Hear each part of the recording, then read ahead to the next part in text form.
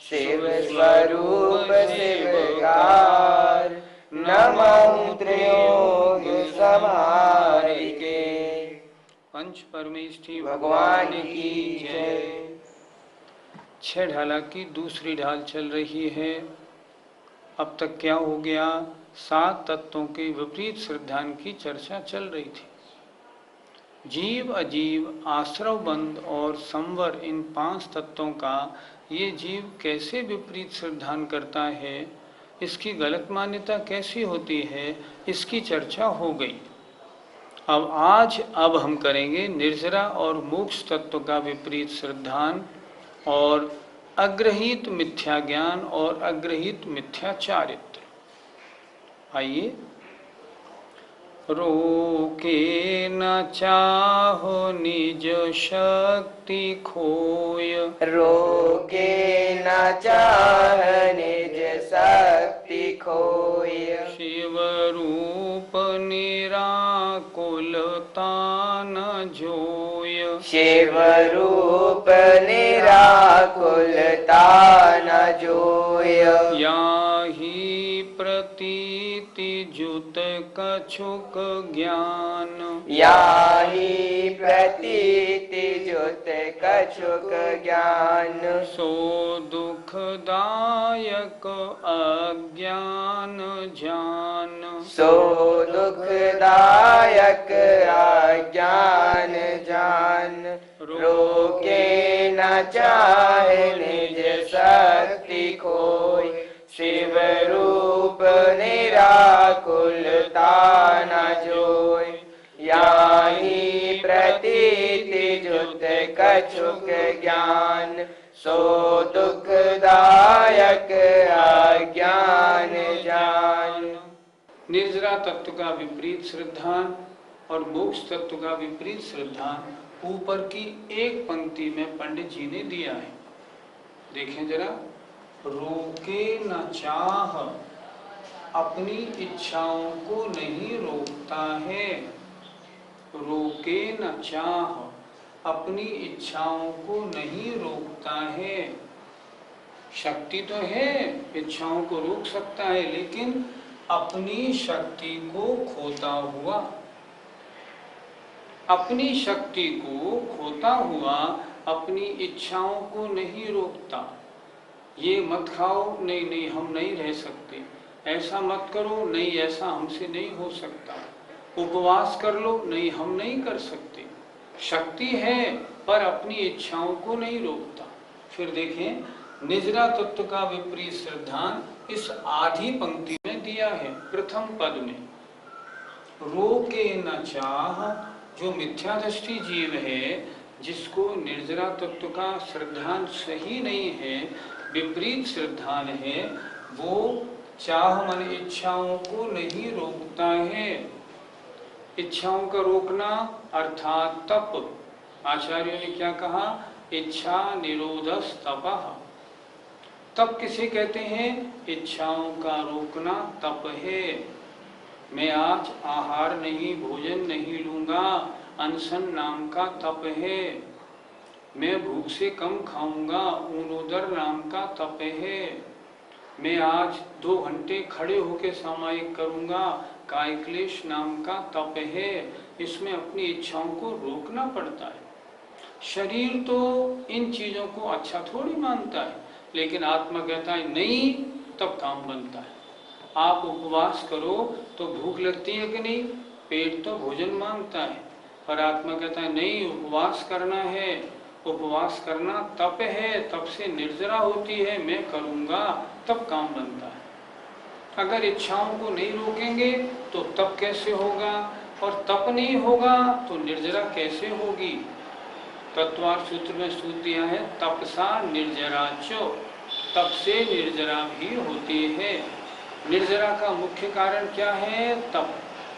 अगर मुनि महाराज तप नहीं करें तो कभी कर्मों की निर्जरा नहीं और कभी केवल ज्ञान और मोक्ष नहीं होगा। इसलिए निर्जरा तत्व का जिसको सही श्रद्धान है, वो तो इच्छाओं को रोकेगा और तप करेगा, और जिसका तप करने में विश्वास नहीं, उसको निर्जरा तत्व का सही श्रद्धान ही नहीं।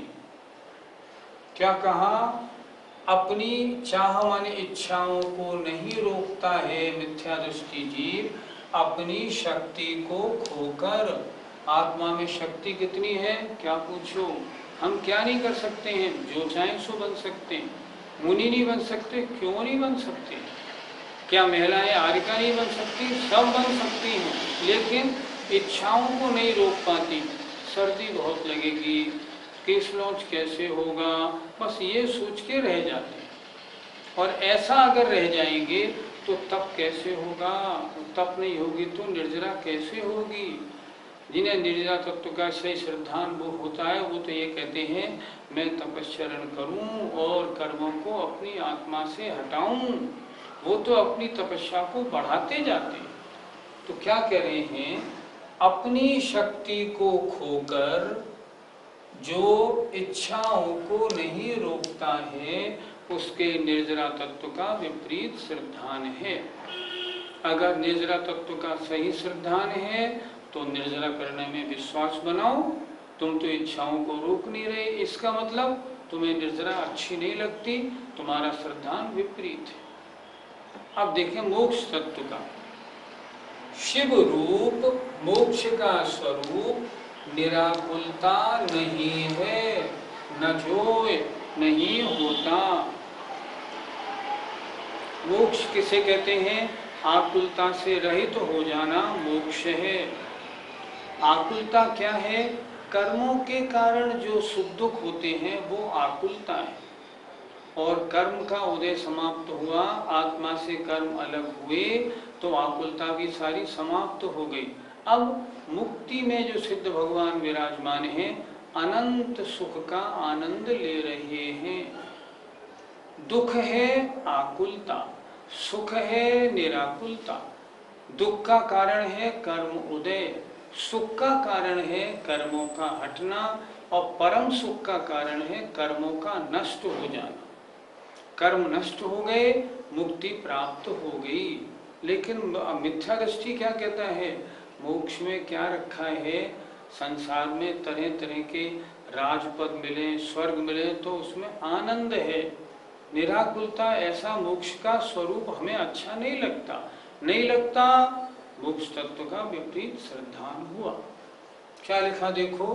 मोक्ष का स्वरूप निराकुलता, ये ठीक नहीं है। ऐसा कोई मोक्ष है ही नहीं जहाँ आकुलता ना हो। इस तरह निर्जरा और मोक्ष तत्व का विपरीत श्रद्धान हुआ। यहाँ तक जो अग्रहित मिथ्या दर्शन था उसकी चर्चा पूरी हो गई।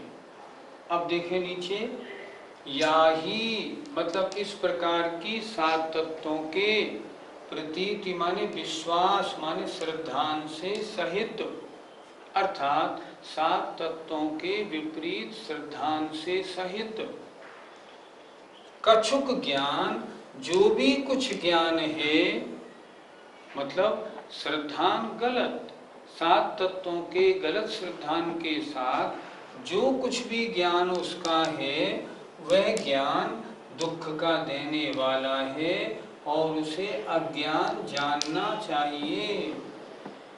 ये क्या है? मिथ्या ज्ञान है, अज्ञान है। फिर एक बार देखें, या ही प्रतीतिच्युत, इस प्रकार की सात तत्वों के विपरीत श्रद्धान विपरीत विश्वास से सहित जो कुछ भी ज्ञान है, मतलब ऐसे मिथ्या दृष्टि जीव के मध्य ज्ञान, श्रुति ज्ञान और अवधि ज्ञान को हम कहेंगे अज्ञान है, कुज्ञान है, हम ऐसा बोलेंगे। तो ऐसे गलत विश्वास के साथ, मतलब तत्वों के विपरीत सिद्धांत से सहित जो कुछ भी ज्ञान है वह दुख देने वाला है, उसे अज्ञान जानना चाहिए। एक बार और देख लें, निर्जरा तत्व का विपरीत श्रद्धान मिथ्या दृष्टि जीव अपनी शक्ति को खोकर अपनी इच्छाओं को नहीं रोकता। इच्छाओं को रोके तो तप हो, और तप होने से निर्जरा होती है। निर्जरा तत्व का अगर सही श्रद्धान है, मुझे इच्छाओं को रोकना है और तप करना है, अगर ऐसा नहीं करता निजरा तत्व का विपरीत श्रद्धान है। मोक्ष तत्व का, मोक्ष का स्वरूप निराकुलता नहीं है। निराकुलता रूप सिद्ध भगवान को आकुलता नहीं है तो मोक्ष में बड़ा सुख है। वो ऐसी बात मानने को तैयार ही नहीं। वो कहता है मोक्ष में सुख नहीं, सुख तो स्वर्गों में है। देवियां हैं, तरह तरह के महल हैं, भवन हैं, शक्तियां हैं, वो है। उसे निराकुलता मोक्ष का स्वरूप ठीक प्रतीत नहीं होता। मोक्ष तत्व का विपरीत श्रद्धान हुआ। यहाँ तक चर्चा खत्म हो गई हमारी। अब अग्रहित मिथ्या दर्शन की ऐसी जो धारणाएं हैं ये पूर्व के संस्कार से जीव में आती हैं, तो अग्रहित मिथ्या दर्शन हुआ। ऐसी मिथ्या दर्शन प्रतीति माने ऐसे गलत विश्वास से सहित उस जीव का जो कुछ भी ज्ञान है वह दुख का देने वाला अज्ञान जानना चाहिए। अर्थात अग्रहित मिथ्या ज्ञान की परिभाषा हुई। अग्रहित मिथ्या ज्ञान, अग्रहित मिथ्या दर्शन से सहित जीव का जो भी ज्ञान है वो अग्रहित मिथ्या ज्ञान कहलाता है। इस प्रकार इसमें एक अग्रहित मिथ्या दर्शन पूरा हो गया, अग्रहित मिथ्या ज्ञान की चर्चा भी हो गई। पंडित जी, ज्ञान तो ज्ञान है, वह अज्ञान रूप कैसे हो गया? ज्ञान अगर मिथ्या ज्ञान कब कहलाएगा? जब मिथ्यात्व से सहित हो जाएगा। ज्ञान सम्यक ज्ञान कब कहलाएगा? जब सम्यक्त्व से सहित होगा। जानना तो वही है, लेकिन अभिप्राय दूषित है, ज्ञान भी दूषित है। अभिप्राय सही है तो ज्ञान भी सही है। अभिप्राय के अनुसार ज्ञान का सच्चा झूठापना होता है। ज्ञान तो वही है, ज्ञान थोड़ी बदलता है। मिथ्या दृष्टि और सम्यक दृष्टि अपने बच्चे को खिला रहे हैं। दोनों से पूछा जाए ये क्या आप क्या कर रहे हैं? मैं अपने बच्चे को खिला रहा हूँ। दोनों अपने बच्चे को खिला रहे हैं, लेकिन मिथ्या दृष्टि का ज्ञान झूठा ज्ञान है। क्यों? मिथ्यात्व सहित अभिप्राय, मेरा बच्चा। सम्यक दृष्टि का ज्ञान सच्चा है। क्यों? मुझसे उत्पन्न हुआ है इसलिए मेरा कहा जाता है, मेरा है थोड़े ही। ये उसका ज्ञान सच्चा। इसलिए अगर मिथ्यात्व है तो ज्ञान मिथ्या, चारित्र भी मिथ्या। सम्यक तो है, ज्ञान सम्यक और चारित्र भी सम्यक। ऐसे बनाना चाहिए। पंडित जी, हम निर्जरा तत्व का सही सिद्धांत क्या माने? निर्जरा उपकारी है, निर्जरा उपादेय है। निर्जरा कैसे होती है? तप के कारण होती है। तप कैसे होता है? इच्छाओं को रोकने से होता है। मैं क्या करूं? अपनी आत्मशक्ति को जागृत करूं। और निर्जरा मेरे आत्मा के साथ लगे कर्मों की ज़्यादा से ज़्यादा कैसे होगी? मैं उनमें लगूं। हम बात तो बहुत करें, शास्त्र खूब पढ़ें और शास्त्र की लंबी लंबी चर्चाएं करें, उससे कल्याण नहीं होगा। तत्व का श्रद्धांत तो जब माना जाएगा जब जीव अपनी शक्ति के अनुसार कार्य करेगा। एक छोटा सा उदाहरण देता हूँ, बड़ा कार्यकारी है। आचार्य श्री के पास सहारनपुर से एक पंडित जी पधारे। दोपहर 1:30 बजे आचार्य श्री जब सामायिक से उठ रहे थे, मैं उनके दरवाजे के बाहर था, वो सज्जन भी दरवाजे के बाहर थे। हम दोनों आचार्य श्री की सामायिक पूरी होते ही अंदर गए। उन सज्जन ने आचार्य श्री से बड़ी हिम्मत से प्रश्न किया, आचार्य श्री आपने समय सार कितनी बार पढ़ा है? आचार्य श्री बोले, क्या मतलब? उन्होंने फिर बोला, उन्हें थोड़ा अपना घमंड था समय सार पढ़ने का। उन्होंने फिर बोला, आचार्य श्री मैंने समय सार 100 बार पढ़ा होगा कम से कम, आपने कितनी बार पढ़ा है? आचार्य श्री मुस्कराए और बोले, भैया तुमने 100 बार पढ़ा, बहुत अच्छा किया, लेकिन हम एक बात नहीं समझ पाए। हमने तो समय सार सिर्फ हमारे गुरु ने एक बार हमें पढ़ाया था, हमने एक बार पढ़ा, हमारे तो कपड़े उतर गए। तुमने 100 बार पढ़ा और तुम्हारे कपड़े नहीं उतरे, कैसे पढ़ा हमें नहीं खबर। इसका मतलब निजरा तत्व का अभी सही श्रद्धान नहीं हुआ। अगर निर्जरा तत्व का श्रद्धांत समय सार पढ़ने से सही हो गया था तो व्रतों को धारण क्यों नहीं किया? जब तुम ये जानते हो कि निर्जरा आत्मा को कल्याण करने वाली है तो निर्जरा होगी कैसे? तपों से होगी। आओ तपों को धारण करो ना। अरे प्रतिमा लो ना, प्रतिमा से क्यों डर लगना? उपवास क्यों नहीं करते? शरीर से प्रेम है इसलिए नहीं करते, ये बोलो ना सीधी बात। इसलिए जो स्पष्ट लिखा है अपनी शक्ति को खो जाता है। अगर आपको तप नहीं करना, आप अपनी शक्ति को खो रहे हैं। निर्जरा तत्व का आपको विपरीत श्रद्धान है, सही श्रद्धान ही नहीं है। और सही श्रद्धान है मैं अधिक से अधिक निर्जरा का कारण कैसे बनूं? निर्जरा अधिक करनी है तो क्या करो? चारित्र को जीवन में धारण करो। छायिक सम्यक दृष्टि जीव हो और पूजा पाठ खूब करे तो भी प्रति समय निर्जरा नहीं, यदा कदा निर्जरा होगी। और एक प्रतिमाधारी श्रावक है, महिला है, उसने एक प्रतिमा ले ली है, प्रति समय निर्जरा होगी। 24 घंटे एक प्रतिमाधारी सो रही है महिला तो भी उसके निर्जरा होगी। क्यों? चारित्र है, देश चारित्र, इस कारण। तो निर्जरा का कारण है आगे बढ़ना, इच्छाओं को रोकना, व्रतों को धारण करना। अगर वैसा नहीं है ना तो निर्जरा तत्व का सही श्रद्धान नहीं। पंडित जी, सम्यक दृष्टि, सामने रस्सी पड़ी है और रस्सी को सर्प कहता है, वो देख रहा है कि हाँ सर रस्सी है। मिथ्या दृष्टि रस्सी को रस्सी कहता है और सम्यक दृष्टि रस्सी को सर्प कहता है। किसका ज्ञान सच्चा माना जाए? आपका प्रश्न ठीक नहीं। सम्यक दृष्टि सामने रस्सी पड़ी होगी तो सर्प क्यों कहेगा? उसको सर्प दिख रहा है। नहीं तो ये बोलिए ना, उसको रस्सी नहीं दिख रही, सर्प दिख रहा है। प्रश्न ये बनाइए, सम्यक दृष्टि अगर सर्प को रस्सी देखे और रस्सी कहे और मिथ्या दृष्टि रस्सी को रस्सी कहे तो मिथ्या ज्ञान सम्यक ज्ञान किसका? प्रश्न ये है ना आपका? जी ठीक। देखो, सर्प है या रस्सी, ये अप्रयोजनभूत तत्व है, इसलिए इसको सही जानो या गलत जानो, इससे सम्यक ज्ञान मिथ्या ज्ञान का कोई संबंध नहीं। सम्यक ज्ञानी उस सर्प को, उस रस्सी को सर्प जानता है तो भी सम्यक ज्ञानी है। क्यों? प्रयोजन भूत तत्वों से सम्यक ज्ञान का संबंध होता है, अप्रयोजन भूत से नहीं।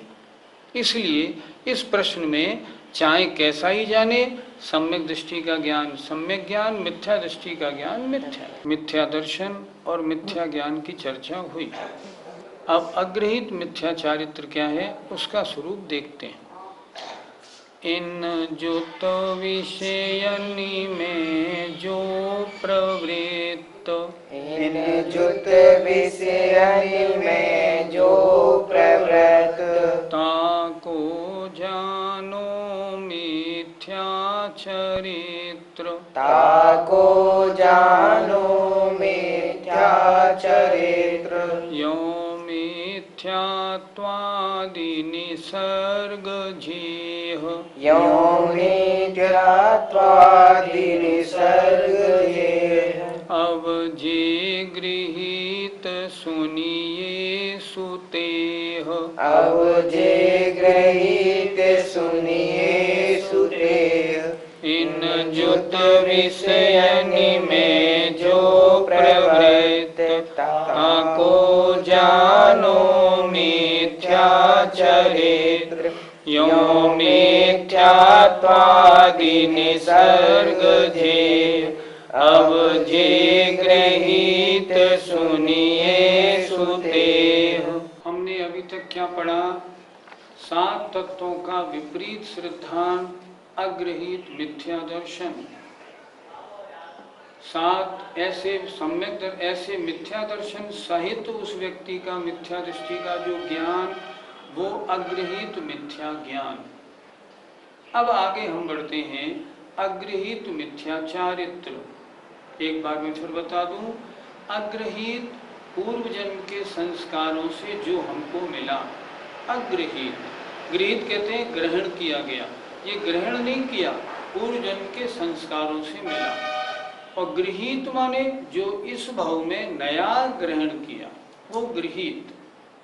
पूर्व भव की श्रद्धा दूषित थी, अगृहीत। इस भव में खोटे देवशास गुरु का और सेवन किया तो गृहीत। इस तरह है। अब देखते हैं अगृहीत मिथ्या चारित्र।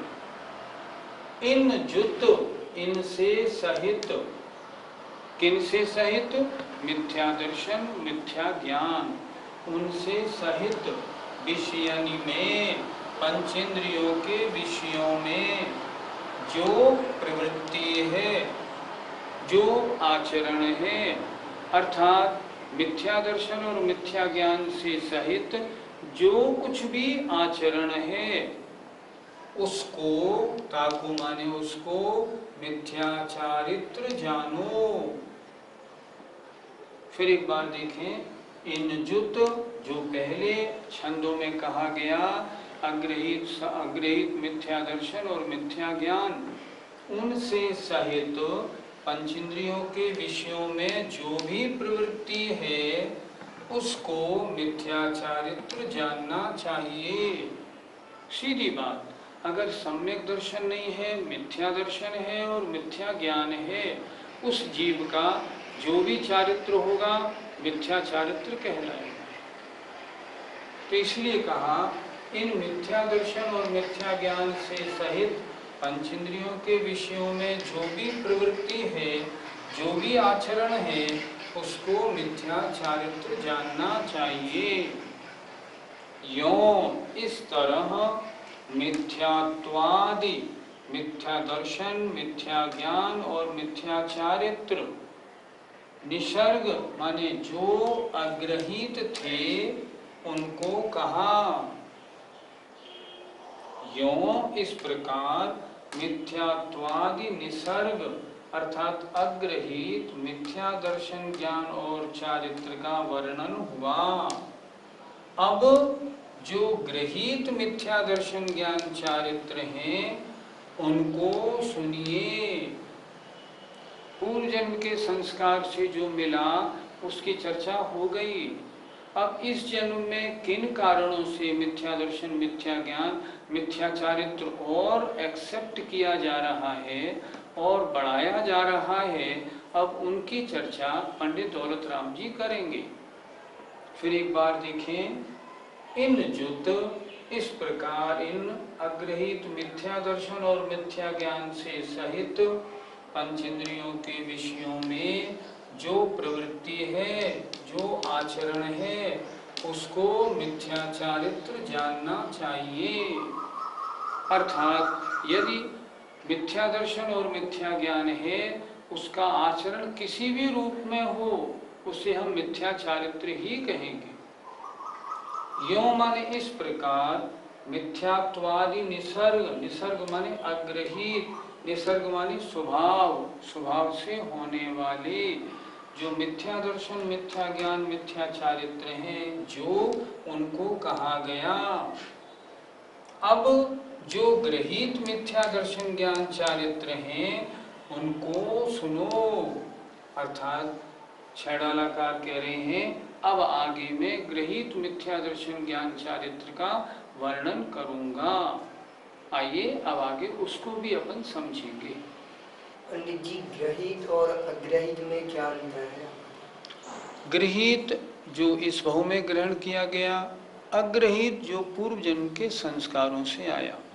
यद्यपि दोनों मिथ्यात्व हैं, दोनों मिथ्या दर्शन हैं, दोनों मिथ्या ज्ञान हैं, दोनों मिथ्या चारित्र हैं, पर एक इंद्रिय, दो इंद्रिय, तीन इंद्रिय, चार इंद्रिय और जो पंचेंद्रिय असैनी हैं वो तो नया ग्रहण कर ही नहीं सकते, उनके तो मन ही नहीं है, इसलिए उनके ग्रहित मिथ्या दर्शन ज्ञान नहीं होता, उनके तो अग्रहित ही होता है। अब जो सैनी पंचेंद्रिय जीव है उनके पूर्व भव का अग्रहित है, अब नया और ग्रहित करें तो उनके दोनों हो जाते हैं। इस तरह गृहीत और अग्रहित में अंतर है। इस प्रकार हमने अभी तक जो समझा वो क्या रहा, अग्रहित मिथ्या दर्शन, ज्ञान, चारित्र, उसकी बात पूरी हो गई। अब क्या शुरू होगा? अब शुरू होगा गृहीत मिथ्या दर्शन, ज्ञान, चारित्र। पूर्व भव से हम जो लाए उसके लिए हम असहाय हैं, हम कुछ नहीं कर सकते, लेकिन सबसे पहले हम नया और तो चारित्र, अब और तो मिथ्या दर्शन ज्ञान चारित्र ग्रहण ना करें, उनसे तो बचें। इसके लिए आगे के छंद हैं बहुत उपयोगी और बहुत कार्यकारी हैं। आइए अब अगले एपिसोड्स में आप उनको सुनेंगे। जय जिनेन्द्र। जय जिनेन्द्र।